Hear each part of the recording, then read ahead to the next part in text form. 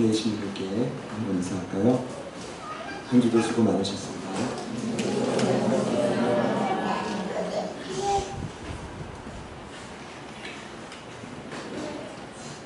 나의 은혜라는 제목으로 말씀을 나누도록 하겠습니다. 지난 두 주간 날 때부터 맹인된 자를 고치시고 회복시켜 주신 예수님의 사역을 함께 나누었습니다. 그 삶에 두 가지 큰 변화가 있었어요.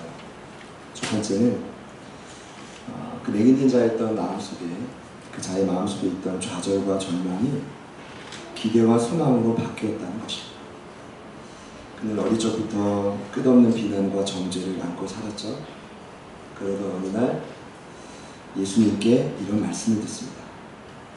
네가 겪었던 모든 고난이 하나님의 하시는 일을 나타내고자 합니다. 그때 이는 이 예수님의 말씀을 믿음으로 수용합니다. 여러분, 믿음이란 제가 이번에 이렇게 정의했습니다. 하나님의 관점으로 사건을 해석하는 힘입니다. 더 이상 세상 관점으로 자신을 바라보지 않았습니다. 하나님의 관점으로, 하나님 아버지의 마음으로 자신을 보니 과거의 모든 고통과 아픔, 지금 겪고 있는 시련들이 하나님의 영광을 위한 준비다라는 것을 그가 깨달은 것이죠. 저와 여러분도 이제는 믿음의 렌즈로 이 세상을 바라보시기를 축복합니다. 여러분 스스로를 바라보시기를 축복합니다. 그러면 제가 느낄 때 그제서야 분별력이 생기더라고요. 그렇지 않으면 뭐가 뭔지 몰라요. 그 분별력이 생기다 보면 두 번째로는 그제서야 나와 이 땅을 향한, 우리 가정을 향한, 이 백성을 향한 하나님의 큰 그림들이 어렴풋이나 남아 잡혀집니다. 그 다음에 일어난 현상이 드디어 내 삶에 흩어져 있던, 잘 이해가 안 됐던 모든 삶의 조각과 그 퍼즐들이 삶의 주님 안에서 하나씩 맞춰가는 어떤 은혜를 경험하게 되죠. 여러분, 저는 그런 동일한 은혜가 이곳에도 있어지기를 소망합니다. 두 번째로 있었던 변화는요, 예수님에 대한 그의 믿음이 시간이 갈수록 점차적으로 성장했다는 것입니다. 당시 바리새인들은 자신의 권력과 명예를 지키기 위해 예수님을 통해 기적적으로 고침받은 이 맹인되었던 자를 불러서 계속 신문하고 협박하고 회유하죠. 예수님이 진짜 고친 게 맞아? 아니라고 말해. 부모에게도 찾아가고 계속 그에게 반복적으로 묻습니다. 그런데 놀라운 건 그는 전혀 요동하지 않아요. 오히려 참된 증인처럼 자신이 경험했던 예수님을 하나 둘씩 이야기하기 시작하는데 그 이야기 속에 그의 믿음이 자라나는 것을 말씀을 통해 확인할 수 있습니다. 첫 번째로 그가 인식하는 예수님에 대한 생각이 바뀌어지는데, 첫 번째는 그에게 예수님은 그냥 한 사람일 뿐이었어요. 날 때부터 맹인이었던 나를 고쳐줬던, 나를 찾아온 선인. 그런데 시간이 갈수록 그의 믿음이 자라자 이제는 그에게 예수님은 선지자로 바뀝니다. 그가 바리새인들에게 담대히 말해요. 그는 선지자다.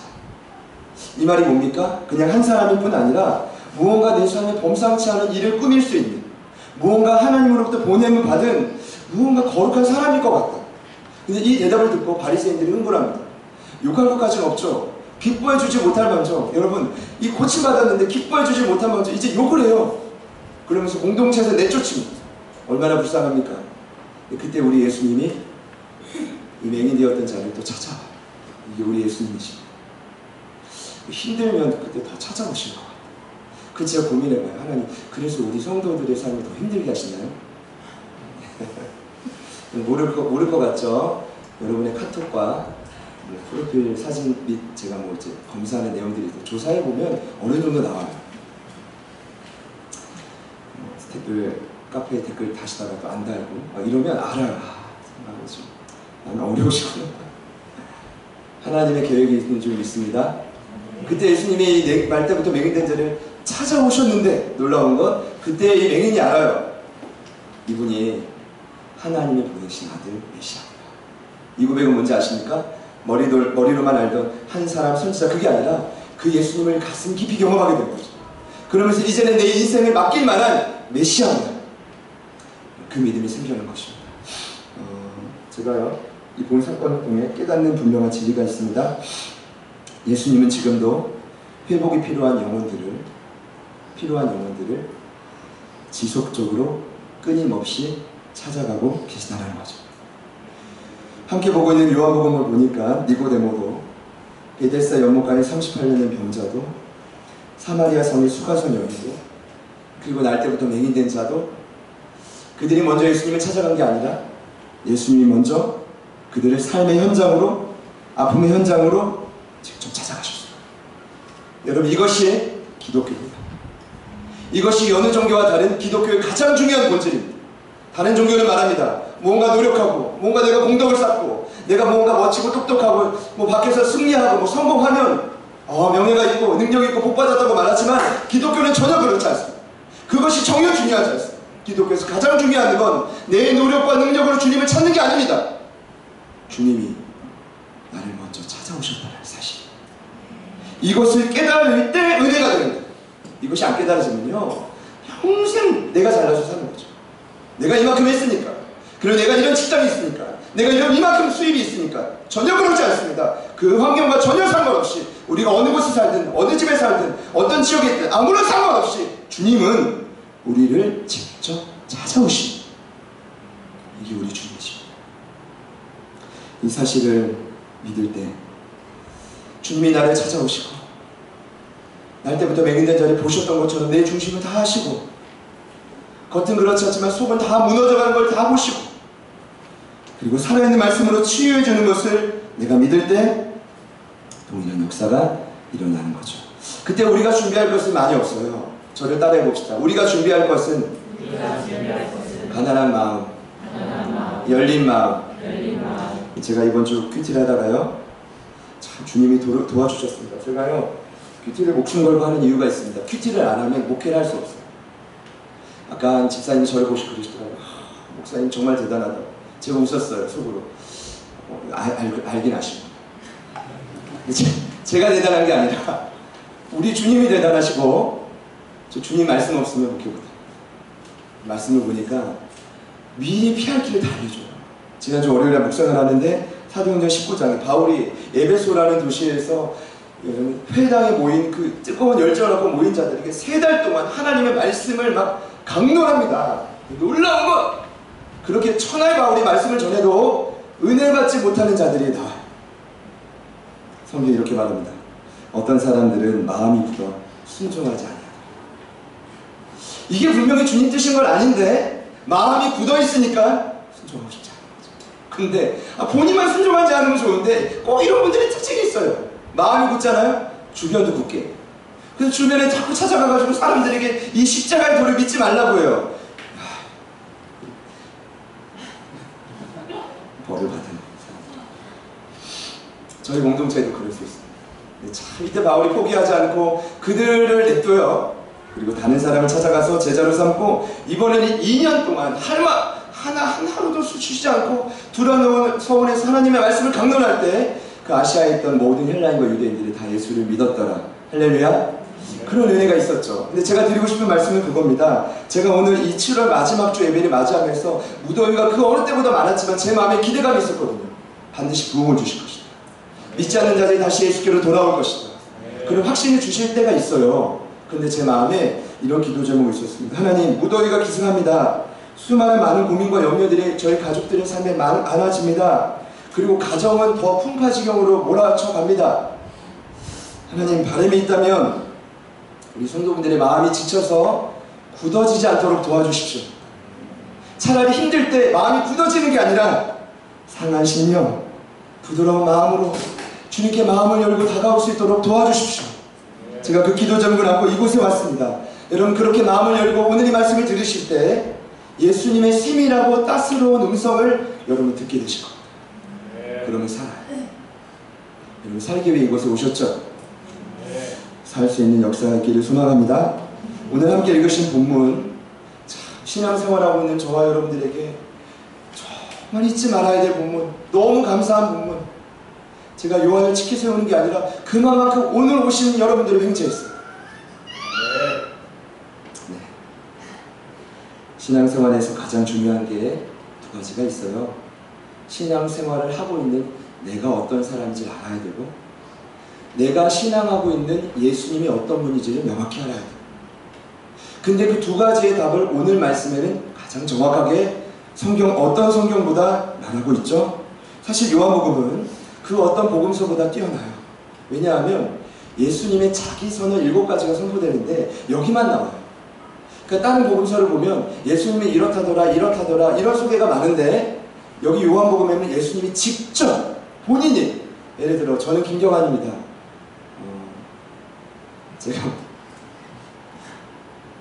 저는 이래서 훌륭하고요, 저는 뭐 어디 살고요, 이런 소개를 남들이 제 소개를 하는 게 아니라 예수님이 직접 자기 소개를 하는 거예요. 그럼 저희가 예수님을 믿어야 되니까 그분을 알아야 되는데, 이 요한복음만큼 명확하게 그분을 소개하는 구절이 없다고요. 여러분 아실 겁니다. 나는 생명의 떡이다. 나는 세상의 빛이다. 이거 제가 이번에 설교했죠? 이제 이후에 설교할 나는 선한 목자다. 나는 부활이요 생명이다. 나는 길이요 진리요 생명이다. 나는 참 포도나무다. 그리고 오늘 본문에 나온, 같이 한번 따라 합시다. 나는 양의 문이라. 여러분 무슨 말입니까? 본인을 이렇게 소개합니다. 나는 양들이 출입하는 문이다. 이를 설명하기 위해 2절을 보니까 예수님 본인을 양의 목자라고 소개하고 있습니다. 예수님과 성도들, 여러분과의 관계를 양과 목자로 비유하고 있는데, 예수님은 목자고 성도는 양이다. 성경 배경이 되고 있는 이스라엘 민족은요, 목축업이 주된 사업이었습니다. 그러다 보니까 여러분 요즘에는 알바하려면 편의점을 가죠. 그 당시에 어려울 때 이제 대표적으로. 근데 요즘에는 그 당시만 해도 알바하고 돈을 벌려면 들판으로 나가요. 그 막대기를 하나 잡아야 돼요. 밤을 새야 돼요. 뭐예요?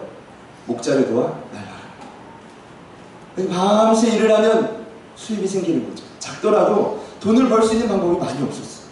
그만큼 이 목동생활과 목자의 삶이 이스라엘 민족에게 굉장히 익숙해진 사회 문화였는데, 예수님은 그들이 쉽게 이해할 수 있는 문화로 자신과 성도들의 관계를 인용하고 있다는 거죠. 여러분 대표적인 구절이 있어요. 제가 이 구절을 너무 좋아해요. 시편 23편 말씀.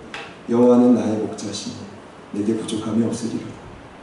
그가 나를 푸른 풀밭에 누이시며 쉴 만한 물가로 인도하시다. 아멘. 다윗의 고백이죠. 인생의 깊은 수렁 속에 자신과 하나님과의 관계를 깨달아요. 나는 양이고 하나님은 목자다. 시편 100편 3절. 여호와가 우리 하나님이신 줄 너희는 알지어다. 그는 우리를 지으시니요 우리는 그의 것이니 그의 백성이요 그의 기르시는 양입니다. 근데 이때도 평온할 때 깨달았고 고백한 게 아니라 가장 힘들고 어려울 때, 포로로 끌려갔다가 바벨론 생활에 70년 만에 돌아왔을 때 본국에서 이 고백을 해요. 그는 나의 목자요 나는 그의 기르시는 양이다. 이사야 40장 11절에 그는 목자같이 양떼를 먹으시며 어린 양을 그 피로 그 팔로 모아 품에 안으시며 젖먹이는 암컷들을 온순히 인도하시리로다. 여러분 이 말씀을 자꾸 듣다 보면 많은 분들이 오해하는 한 가지가 있습니다. 여러분들도 그러실 것 같아서 제가 말씀드립니다. 이게 발음을 빨리 들으면 목자가 목사로 들려요. 여호와는 나의 목사시니 그는 목사같이 양떼를 먹으시며. 무슨 말이냐면, 진짜 오해하시면 안 돼요. 제가 목사잖아요. 제가 목자가 아니에요. 제가 만약에 목자라면 제가 확신합니다. 여기 계신 많은 분들이 시험에 들어서 이곳을 떠났을 거예요. 제가 1부 때 말씀드렸어요. 저와 가장 지금 오래 하고 제 모든 것을 많이 알고 있는 분들이 누구냐면 그 세 분의 전도사님들인데, 그분들이 아직 떠나지 않고 있다는 것은 저를 목자로 믿고 있지 않다는 거예요. 저는 목사예요. 아무리 신학교를 나오고 전문 직업이 여러분을 섬기는 걸 할지라도 사랑으로 물론 섬기려고 노력하지만 저는 목사예요. 이 말이 뭡니까? 저와 여러분의 삶의 유일한 목자는 누구밖에 없어요? 예수님밖에 없어요. 저 목자 아니라고요. 예수님만 목자라고요. 믿으시는 분들만 아멘 해봅시다. 마음에 지금 좋지. 저도 양일 뿐입니다. 여러분도 양이고 저도 양일 뿐입니다. 양의 특징이 있어요. 제가 양에 대해서 수없이 말씀드렸지만 이번에 처음으로 그냥 크게 두 가지로만 정리해봤습니다. 첫 번째, 양은 약하다. 다시 따라해 봅시다. 양은 약합니다. 날카로운 이빨이 있는 것도 아니고요. 뿔 달린 것도 아니에요. 그 맹수들이 달려올 때 말이죠. 그 이스라엘 광야에서 도망가야 되는데 발도 빠른 게 아니에요. 발도 느려요. 발도. 그래서 양은 스스로 하루도 제대로 살 수가 없어요. 그 양이요. 정말 양답게 혼자 살잖아요. 힘겹습니다. 하루하루가 힘겨워. 여러분 요즘에 하루하루 사는데 재미도 없고 짜증이 나고 무더위에 막 원망하고 싶고 그러죠? 그러신 분 계십니까?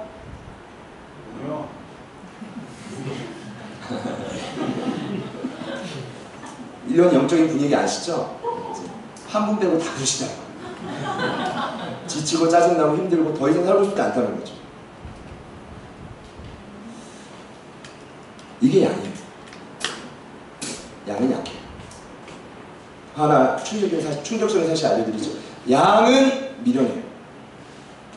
여러분 이미 아실 거예요. 시력이 약해서 앞을 제대로 보지 못해요. 고집이 워낙 세서 자기가 가고자 하는 대로만 가요. 참 신기한 사실이 이번에 깨달은 게 있어요. 주변에 뭐 방해물이나 차가 오거나 주변에 이제 뭐 누가 방해하잖아요. 장애물이 피해가지 않아요. 이게 용감한 게 아니라 무식해서 그래요. 미련한 거예요. 그 양떼를 이제 목자들이 먹이를 풀어주잖아요. 그 양이 참 신기해요. 자기 바운더리에서만 풀을 뜯어먹어요. 더 뜯어먹을 수도 있잖아요. 거길 못 가. 자기 것만 뜯어먹고 거기에 배설을 해요. 충격적인 사실은 배설한데 또 누워 자요. 아무리 봐도 하나님이 인간을 양으로 비유한 건 적절해요. 이사야 53장 6절에 우리는 다 양 같아서 그릿대와 각기 자기를 갔대요. 저는 처음에 이렇게 알았어요. 아, 고집이 세서 이 길이 아닌 걸 알면서도 가는 거구나. 근데 제가 요즘 목회를 하고 저를 보면서 깨닫는 게 있어요. 아, 알면서도 고집 부려 가는 게 아니라 진짜 모르는구나. 진짜 이 길이 잘못된 걸 진짜 모르는구나. 저와 여러분이. 그래서 가는 거예요. 이게 보통 용감해서 그렇게 못 살거든요. 근데 제가 보니까 용감해서가 아니라 진짜 몰라서 그래요.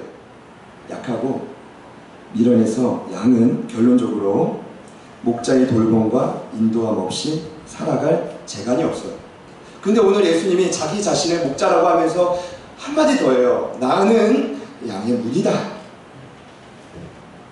1절 2절 말씀 이렇게 말합니다. 내가 진실로 진실로 너희에게 이르노니 문을 통하여 양의 우리에 들어가지 아니하고 다른 데로 넘어가는 자는 절도며 강도다. 문으로 들어가는 이가 양의 목자다. 7절입니다.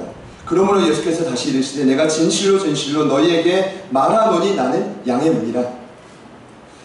9절입니다. 내가 문이니 누구든지 나로 말미암아 들어가면 구원을 받고 또는 들어가면 나오며 꼴을 얻으리라. 믿으시는 분들 아멘 해보시죠. 네. 설명드리겠습니다. 저도 이 구절 보고 왜 갑자기 문이야? 왜 게이트? 이 원문을 봐도 문이에요. 이게 어떤 의미일까? 고민을 한참 했습니다. 여러분 예수님이 일단은 진실로 진실로라고 말하죠. 여러분 이거는 어떤 표현이냐면 예수님의 말씀이 다 중요해요. 근데 그 중요한 수없이 많은 말씀 중에도 가장 중요한 말씀을 하겠다는 거예요. 강조하는 거예요. 진실로 진실. 내가 진심으로 진심으로 내게 말하노니 나는 양의 문이다. 여러분 양의 문이 뭘까요?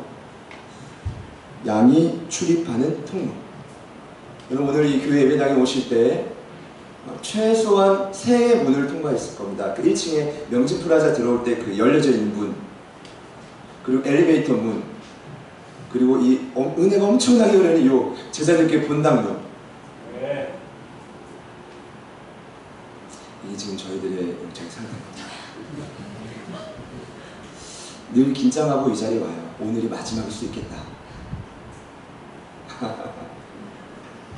문이 없이는 생활이 불가능합니다. 여러분 집에 가면은 문이 많아요.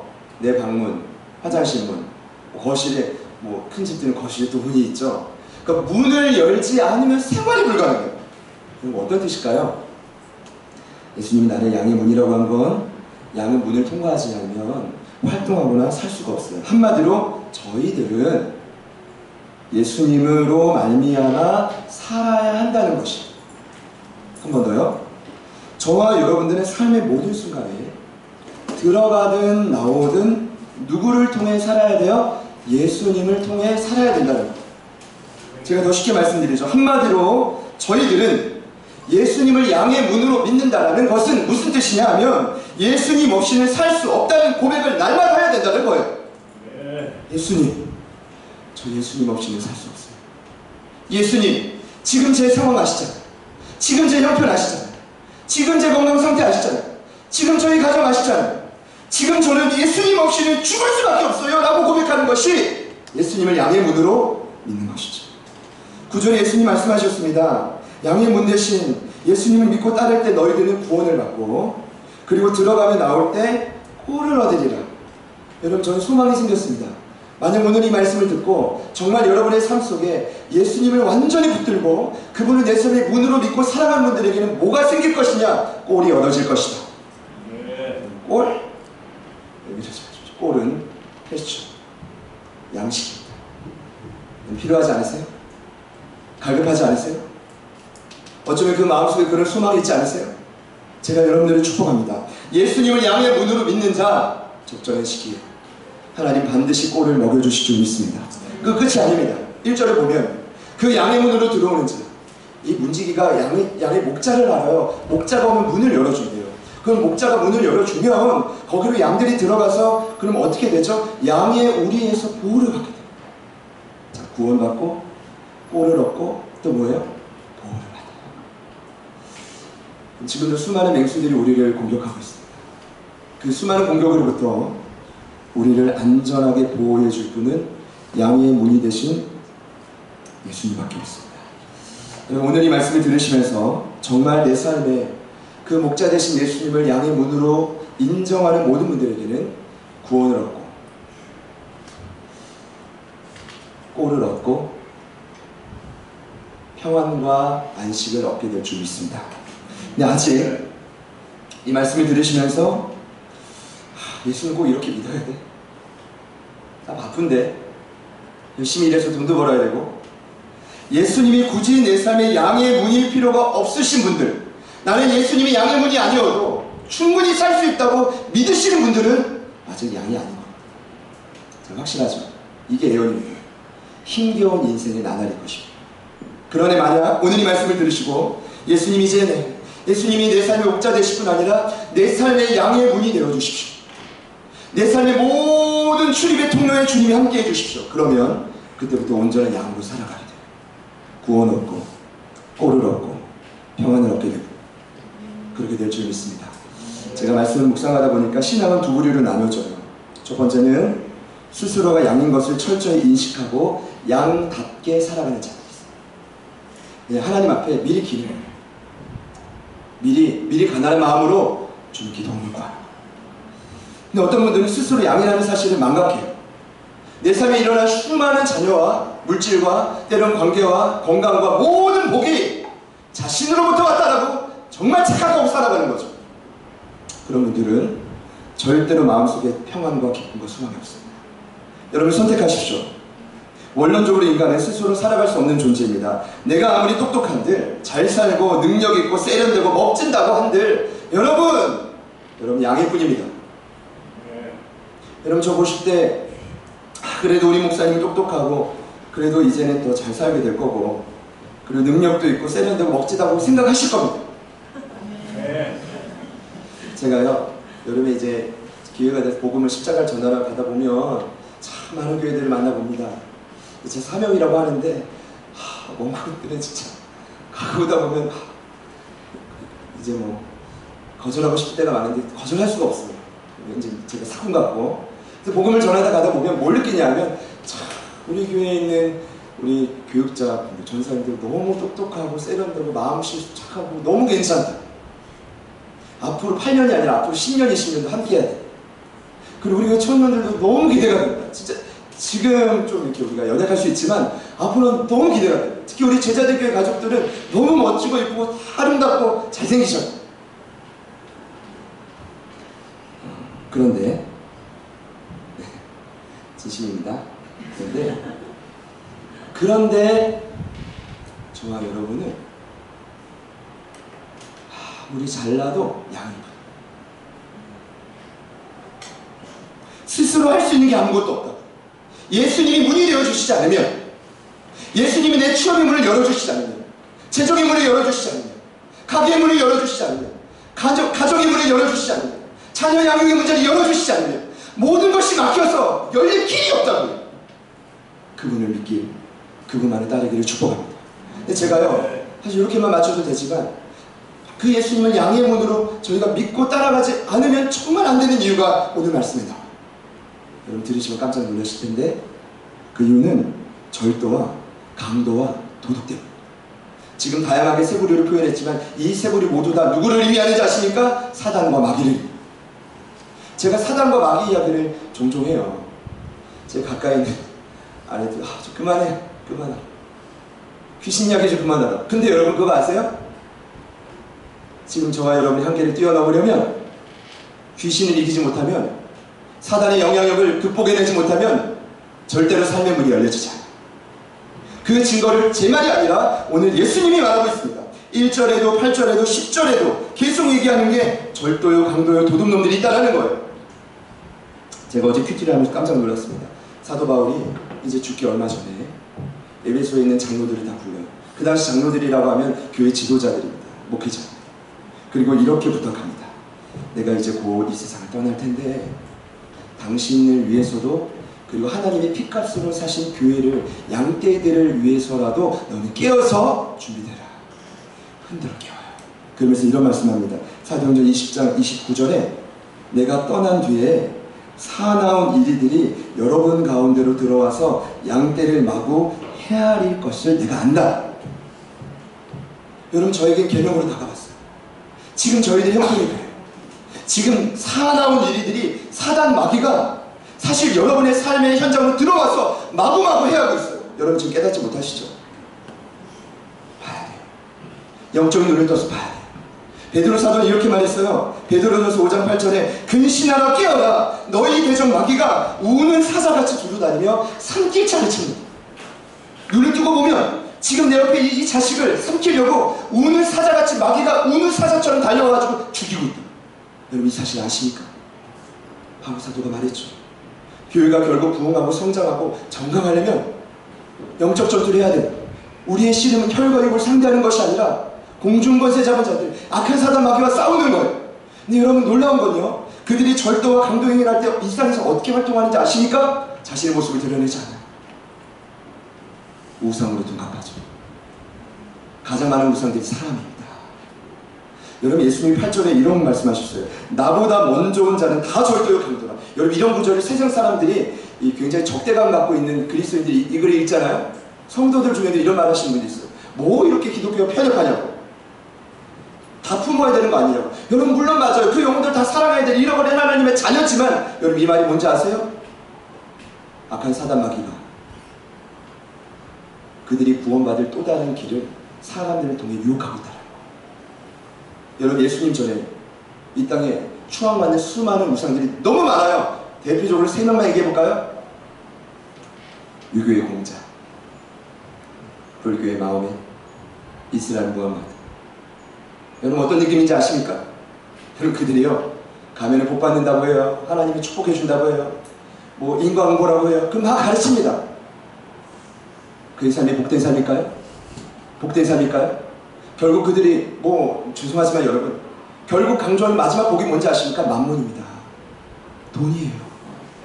사람들을 통해 인간을 현혹시키고 결국 만몬으로 수많은 크리스찬들도 빼가는 것이 우상의 사단의 전략이라는 거죠.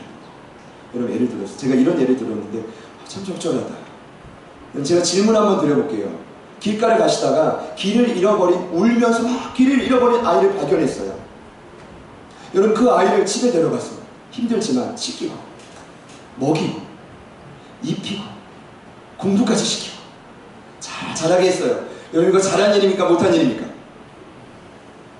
잘한 일이에요. 길가에 가다가 울면서 막 불쌍해 보이는 아이를 발견했어요. 그 아이를 버리지 않고 집으로 데려가요. 씻기고 입히고 먹이고 공부까지 시켜요. 잘한 일입니까? 못한 일입니까?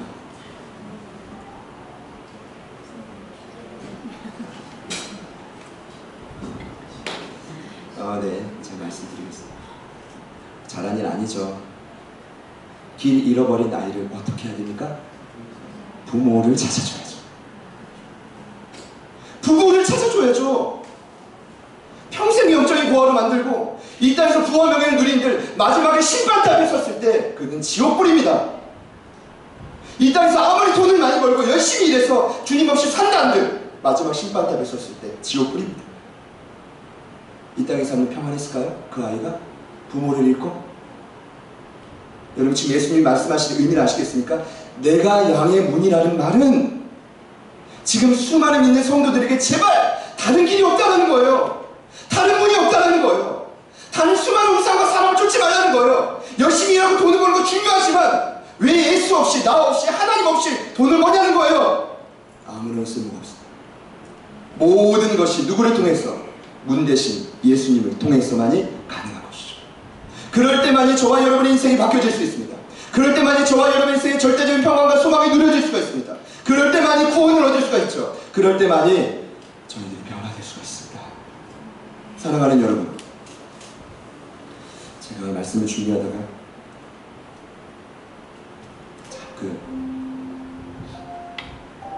하나님 앞에 너무 죄송했던 한 가지 사건을 떠올랐어요. 제가 제수를 준비하다가 예수님을 만났어요. 지난주에 덕명수 교수님 기도원 얘기해 주셨는데 기도원의 양털 묵치 사건 처음 듣고 작정 기도하고 꿈에서 말씀을 봤어요. 온천에 다니면 막내에게 복음을 준다. 이거 빼도 박도 없이 신학교잖아요. 여러분 그래요 안 그래요? 제가 저희 자녀들 보면서 느끼는 건데 제가 어릴 적에요. 그 20살이 채 될 때까지 제 마음에 우상이 있었어요. 돈이었어요. 돈을 많이 벌면 우리 부모님처럼 많이 참고 살지 않아도 되겠다. 그게 제 뇌리와 생각이 어차피 형이 선교사가 되기로 했으니까 나는 자유로우니까 나는 돈을 많이 버는 장로님이 돼야지. 얼마나 해방감을 느꼈는지. 그런 영적인 체험을 처음 하고 신학교 입학을 앞두고 제가요 그 몇 달을 계속 눈물로 밤을 지새웠어요. 부끄럽지만 감사의 눈물이 아니었어요. 주님 나를 거룩한 쪽으로 불러주셔서 감사합니다. 이 눈물이 아니라 처절한 원망, 불만의 눈물. 그렇게 살고 싶지 않은 거예요. 예수님을 양처럼 목자 되신 주님을 양처럼 따라가야 되는데 그때 제 모습은 정확하게 도살장에 끌려가는 양과 같아요. 끌려가고 싶지 않아서 그냥 기어고 지금도 그 우상에 관한 문제 때문에 제 마음에 갈등과 어려움이 사실 있어요. 완벽하지 않지만. 근데요 제가요 그 양의 문 대신 예수님께 제 인생을 맡기고 정말 주님 뜻대로 이 길을 살아보고자 결단했을 때 여러분 제 지나온 짧은 삶은 너무나 놀라운 하나님의 은혜와 복을 누렸어요. 그리고 저는 기대가 돼요. 지금 제 인생이 너무나 기대가 돼요. 여러분 다른 게 아닙니다. 앞으로도 저는 예수님이 제 삶의 양의 문이거든요. 제가 무슨 일을 해도 다른 길은 없어요. 누구를 만나고 무슨 일에서 돈을 벌고 뭐 어디 가서 강의를 하고 그리고 목회를 한다 한들 제 인생에 다른 길은 없어요. 예수님 한 분밖에 없어요. 앞으로가 너무 기대가 돼요. 사랑하는 여러분, 신앙생활의 핵심이 무엇입니까? 예수님을 잘 믿는 거잖아요. 여러분 예수님을 잘 믿고 계세요? 잘 믿으려면 어떻게 해야 될까요? 내가 누군지 알아야 돼. 나는 약하고 나는 미련한 양입니다. 그럼 우리가 믿는 예수님은 목자 되시고 목자 되실 뿐 아니라 저와 여러분의 삶의 문이 되시죠. 부담되시는 분들 많을 거예요. 나 꼭 이렇게까지 예수 믿어야 되나? 교회를 오늘 처음 오신 분들 잘못 왔다고 생각하시고 조금 다니시는 분들은 이미 가고 싶어도 약간 고민하시는 분들도 있겠죠. 부담이 아닙니다. 부담이 아니에요. 예수님은 지금도 저와 여러분에게 세밀하게 그분의 음성을 들려주십니다. 그분의 음성을 들려주셔가지고 야 경환아 이리 가. 여기서 잠깐 멈추고 지금은 열심히 목숨을 다해 뛰어야 돼. 지금은 기도해야 돼. 지금은 잠깐 쉬어. 이 음성을 말이죠, 우리 주님이 모든 양떼들에게 다 음성을 들려주신다고. 제가 이번 주 유튜브 영상을 봤더니 시험이 나와요. 정말 양이 목자의 음성을 제대로 들을 수 있는지. 손님들이 와가지고 목자가 아닌 자들 한 여성이 불러요. 기리에. 양이 꿈쩍도 안 해. 이제 한 남성이 나와요. 아주 큰 남성이 기리에 불렀더니 꿈쩍 안 해. 또 여성이 나와요. 기리에. 꿈쩍하죠. 나중에 목자가 네 번째로 나와요. 기리에. 그 양의 이름인가 봐요. 양이요? 그 멀리서 음성을 들어요. 저는 한 가지 확신합니다. 구원받은 우리들은 하나님의 음성을 들을 수가 있어요. 예수님의 음성이 반드시 들려요. 그러면 제발 부탁해요. 그 음성대로만 순종해주세요. 그 음성대로만 따라가주세요. 그 음성대로만 믿고 따라가주세요. 그러면 저와 여러분의 삶이 변화될 수가 있어요. 마지막 말씀을 표준 세번역 성경으로 드립니다. 10장 3절. 문지기는 목자에게 문을 열어주고 양들은 그의 음성을 듣는다. 그리고 목자는 자기 양의 이름을 하나하나 불러서 이끌어 간다. 여러분, 다른 축복 없습니다. 오늘 말씀을 마무리하면서 여러분 기억하십시오. 여러분의 가정, 직장, 사업, 모든 삶의 현장에서 다른 길은 없습니다. 예수님만이 문이 되시고 예수님만이 길이 되시고 그분을 내 삶의 주인으로 온전히 모실 때, 그때서야 우리의 삶이 변화가 될 수 있습니다. 여러분, 부디 광야와 같은 이 땅에서 목자 되신 주님의 인도하심을 받으십시오. 보호를 받으십시오. 구원을 받으십시오. 그 은혜가 한 주간 저와 여러분의 삶에 넘쳐나기를 소망합니다. 같이 찬양합시다.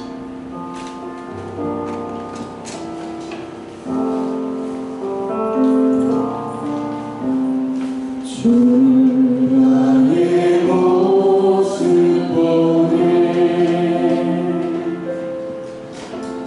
사랑하는 나의 마음 보시네 죄 나의 눈물을